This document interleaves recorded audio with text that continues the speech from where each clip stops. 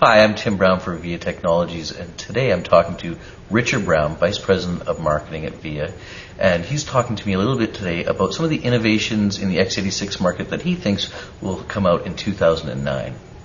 What do you think is going to happen in 2009 that we haven't seen before out on the market that might be interesting for people who are kind of the enthusiasts who like to follow our X86 market?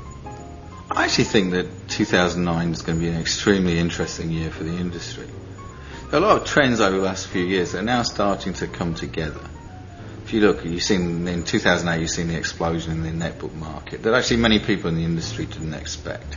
And that's really grown much faster than people had thought would happen. At the same time, you've got trends like wireless broadband, which are finally happening, 3G, faster wireless connections throughout the world. You've also got cloud computing. More and more applications and services being delivered from the web. And certainly when you look at the younger generation of users, in a sense they're not really PC users at all. What they are, they're basically taking most of their information and most of their applications straight from the cloud. So I think next year there's going to be this confluence of different trends all coming together into different types of new devices. One area, I think, if we look at phones, this year you've seen smartphones such as the G phone and also the iPhone gain popularity, and you're going to see more and more of that. And those smartphones ultimately are going to require higher and higher levels of performance. So I confidently believe you'll start to see X86 smartphones in the market next year. Same time, if you look at the notebook, last year we saw strong growth in netbooks, but I think this year where it's going to be very interesting is with the 12 to 13.3 inch form factor. Now, there's a lot of industry debate over is this a netbook, is this a notebook, and I think it's kind of irrelevant. I think for a lot of mobile users, what they want is a light device with great battery life that delivers great multimedia, all in a form factor with a large enough screen to do the work that they need to do and to view the media that they want to watch.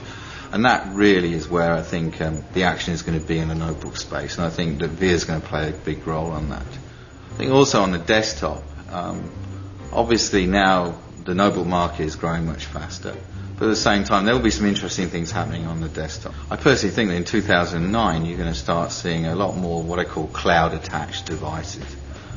These can range anything from a thin client to something like, say, for example, a very intelligent digital alarm clock or an intelligent digital photo frame.